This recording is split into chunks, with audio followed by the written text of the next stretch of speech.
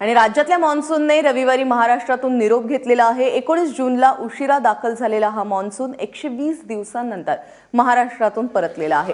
राज्यभरात यंदा सरासरीच्या तुलनेत 97% पाऊस झालेला आहे, तर कोकणात 116% आणि मराठवाड्यात सरासरीच्या 117% पाऊस झालाय।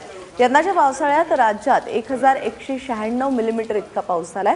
त्यामुळे राज्यातील पाणी साठ्यात तब्बल 40% वाढ झाली आहे। त्यामुळे राज्यातील पिण्याच्या पाण्याचा प्रश्न मिटलेला आहे।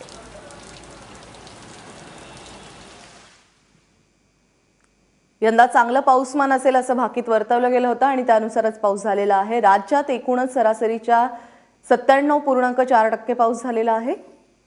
कोकणात 116% तर मराठवाड्यात 117% पावसाची नोंद झालेली आहे।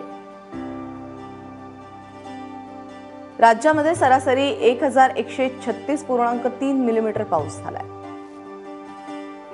कोकणात 3499 मिलीमीटर, नाशिक विभागामध्ये 685 मिलीमीटर पावसाची नोंद झाली आहे। पुणे विभागात 866 मिलीमीटर, औरंगाबाद विभागामध्ये 874 मिलीमीटर पाऊस झालाय।